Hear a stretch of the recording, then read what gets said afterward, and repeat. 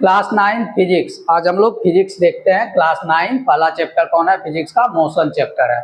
तो नाम ही है चैप्टर का मोशन, इसीलिए पहले किसके बारे में सीखना होगा? मोशन के बारे में सीखते हैं हम लोग। मोशन क्या होता है? नहीं, नाम के अनुसार चैप्टर है मोशन, तो पहले मोशन क्या होता है। तो मोशन क्या होता है? मोशन हम लोग कब कहेंगे जब हम लोग मोशन में आ गए हैं? जब हम लोग अपना पोजीशन चेंज करते हैं। किसके रिस्पेक्ट में चेंज करते हैं? या तो स्टेशनरी ऑब्जेक्ट के रिस्पेक्ट में चेंज करते हैं, या नहीं तो टाइम के रिस्पेक्ट में चेंज करते हैं। या तो स्टेशनरी ऑब्जेक्ट के रेफरेंस पॉइंट के अकॉर्डिंग चेंज करते हैं अपना पोजीशन, या नहीं तो किसके अनुसार करते हैं? टाइम के अनुसार करते हैं। जैसे मान लो अभी मैं यहाँ पे हूँ 7 बजे और 7:05 पे किसी और जगह पे हूँ, तो इसका मतलब है टाइम के रिस्पेक्ट में हम क्या कर रहे हैं? अपना पोजीशन चेंज कर रहे हैं। या नहीं तो इसको दूसरे वे में कैसे लिखते हैं हम लोग? A body is said to be in motion if it changes its position with respect to a stationary object. ये स्टेशनरी ऑब्जेक्ट ही जो होता है उसी का नाम है रेफरेंस पॉइंट।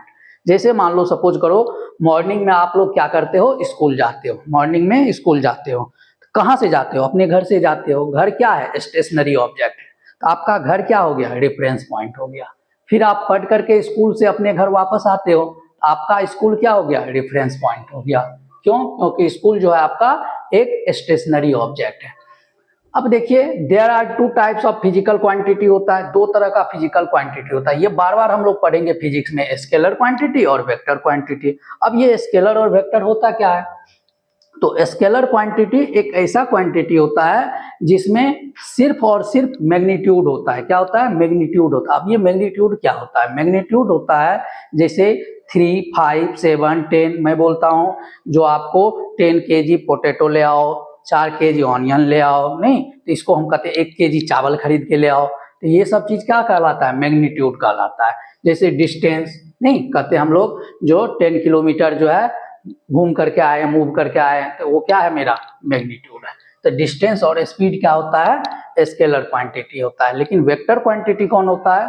तो वेक्टर क्वांटिटी एक ऐसा फिजिकल क्वांटिटी होता है जिसमें मैग्नीट्यूड भी होता है और डायरेक्शन भी होता है। दोनों होता है, मैग्नीट्यूड और एज वेल एज डायरेक्शन होता है। जैसे मैं बोल रहा हूं जो नॉर्थ डायरेक्शन में 5 किलोमीटर चले जाओ, या 500 मीटर नॉर्थ के डायरेक्शन में जाओ, या साउथ के डायरेक्शन में जाओ, मैं आपको एक डायरेक्शन दे दिया हूं। तो इसमें क्या आ गया? आपका मैग्नीट्यूड भी आ गया और डायरेक्शन भी आ गया। तो स्केलर क्वांटिटी और फिजिकल क्वांटिटी, वेक्टर क्वांटिटी क्या होता है आप समझ गए होंगे।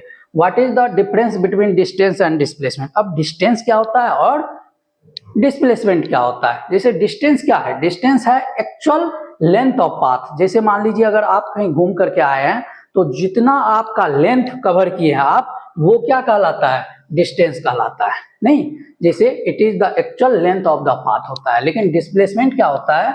ये शॉर्टेस्ट डिस्टेंस होता है। किसके किसके बीच में? इनिशियल पॉइंट और फाइनल पॉइंट के बीच में। जैसे मान लीजिए आप ए से बी पे गए हैं और बी से सी पे गए हैं, तो यहां से जब ए से बी पे गए हैं और बी से सी पे गए हैं, तो ए से बी में जाने में आपको 3 मीटर लगा है और बी टू सी जाने में 4 मीटर कवर किए डिस्टेंस। तो टोटल कितना डिस्टेंस हो गया? 3 + 4 7 मीटर।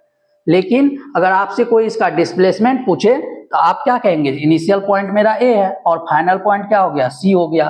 तो ए और सी को जो मिलाने वाली लाइन होगी, स्ट्रेट लाइन, ये क्या कहलाएगा? डिस्प्लेसमेंट कहलाएगा। इसका डिस्प्लेसमेंट कैसे निकालेंगे इस फिगर का? तो 3 का स्क्वायर प्लस 4 का स्क्वायर, 3 का स्क्वायर 9 और 4 का स्क्वायर 16। 9 और प्लस 16 कितना हो जाता है? 25, और 25 का स्क्वायर रूट। इसमें क्या लगा दिए? पाइथागोरस थ्योरम लगा दिए हैं। तो डिस्टेंस क्या है? स्केलर क्वांटिटी है, और डिस्प्लेसमेंट क्या है? वेक्टर क्वांटिटी है। अच्छा, डिस्टेंस कभी निगेटिव हो सकता है? नहीं हो सकता।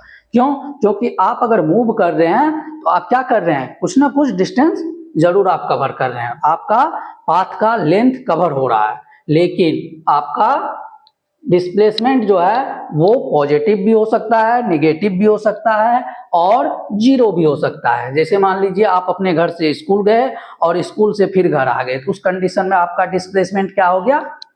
जीरो हो गया। क्यों? क्योंकि आपका इनिशियल पॉइंट और फाइनल पॉइंट दोनों क्या हो गया? इक्वल हो गया। इनिशियल पॉइंट और फाइनल पॉइंट दोनों इक्वल हो गया। इसीलिए आप का डिस्प्लेसमेंट 0 हो गया। उसी तरह डिस्प्लेसमेंट आपका क्या होता है, नेगेटिव भी होता है। जैसे मान लीजिए सपोज कीजिए जो 30 किलोमीटर आप गए नॉर्थ में, अब वापस आ गए 60 किलोमीटर उसी डायरेक्शन पे, तो आपका क्या हो गया, नेगेटिव में जो है आपका नेगेटिव में डिस्प्लेसमेंट होने लगा। तो डिस्टेंस और डिस्प्लेसमेंट आपको क्लियर हो गया।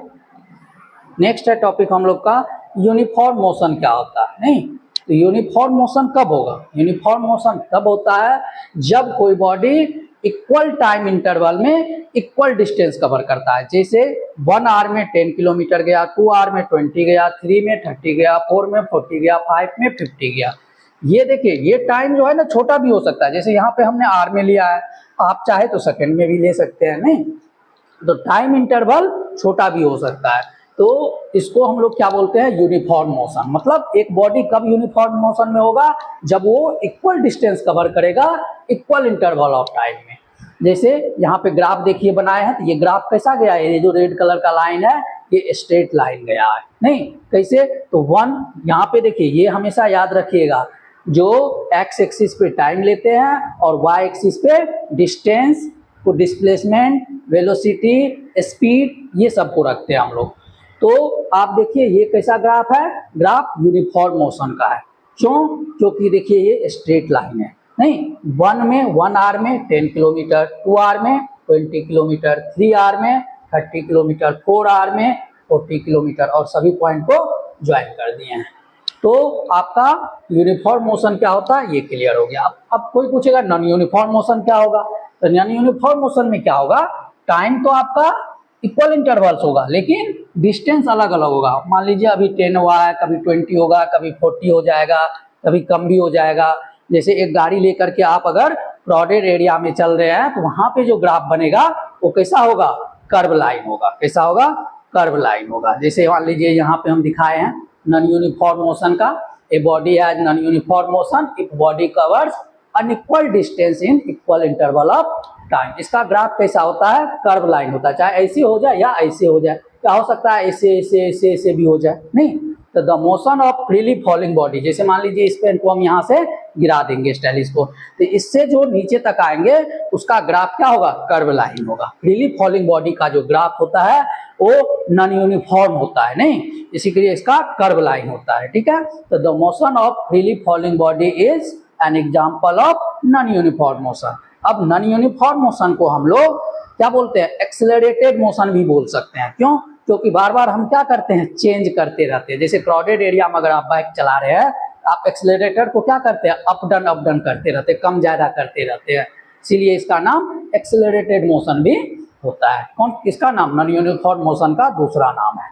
अब है स्पीड क्या होता है, स्पीड तो बचपन से ही 7th क्लास से ही पढ़ते आ रहे हैं हम लोग। नहीं, डिस्टेंस को टाइम से डिवाइड लगा देंगे तो क्या बन जाएगा, स्पीड बन जाएगा। तो स्पीड किसी भी बॉडी का स्पीड क्या बताता है, ये बताता है जो स्लो चल रहा है या फास्ट चल रहा है, कितना स्लो चल रहा है या कितना फास्ट चल रहा है, ये चीज को इंडिकेट करता है। Distance travelled by a body per unit time is known as speed. अगर इसको डिफाइन करेंगे तो कैसे लिखेंगे, distance travelled by a body per unit time. Speed क्या हो गया, डिस्टेंस अपॉन टाइम। अब देखिए इसका जो है ना नोटेशन याद रखना पड़ता है, किस चीज को किससे इंडिकेट करते हैं। स्पीड को v से इंडिकेट करते हैं, डिस्टेंस को s से इंडिकेट करते हैं, और टाइम को t से इंडिकेट करते हैं। अब ये मत पूछ लीजिएगा डिस्टेंस को सर s से क्यों इंडिकेट करते हैं, नहीं, तो इसका नोटेशन है ये, स्पीड का v से होता है। अब कहिएगा नहीं सर स्पीड का तो s से करो, जैसे टाइम का t से करते हो, नहीं, इसका ये क्या है, नोटेशन है, नाम है। अब देखिए स्पीड क्या है, एक स्केलर क्वांटिटी है। क्यों, क्योंकि इसमें सिर्फ और सिर्फ मैग्नीट्यूड है, डायरेक्शन नहीं है।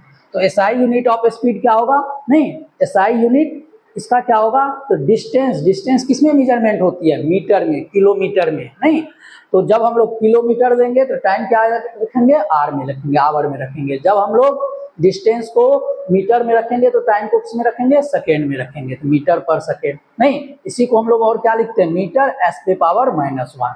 ये जो ऑब्लिक दे करके है इसको ऐसे भी लिख सकते हैं। तो एसआई यूनिट क्या होता है, मीटर पर सेकेंड। और स्पीड कैसा क्वांटिटी है, स्केलर क्वांटिटी है।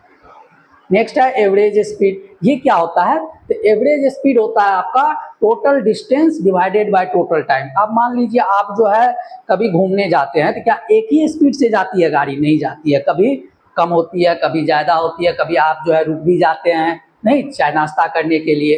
तो total distance cover divided by total time जो होता है उसको हम लोग क्या बोलते हैं? एवरेज स्पीड बोलते हैं। ये क्या है? एक रेशियो है। किसका रेशियो है? तो total distance divided by total time का, नहीं, it is the ratio of total distance travelled by a body to the total time taken. अब देखिए यूनिफॉर्म स्पीड क्या होता है, नहीं, तो हम लोग अभी पीछे भी पढ़े थे यूनिफॉर्म मोशन क्या होता है। तो यूनिफॉर्म मोशन ही आपका क्या है? यूनिफॉर्म स्पीड है। A body has uniform speed if it travels equal distance in equal interval of time. और नेक्स्ट वीडियो में हम लोग जो है इसका सेकेंड पार्ट जो है टोटली कवर कर लेंगे, थ्योरी पोर्शन। फिर उसके बाद हम लोग न्यूमेरिकल पोर्शन करेंगे, जो न्यूमेरिकल कैसे सॉल्व करते हैं। आपको अगर वीडियो अच्छा लगे तो इसको सब्सक्राइब कीजिए, शेयर कीजिए और उसके साथ भी अपने दोस्तों में भी ग्रुप में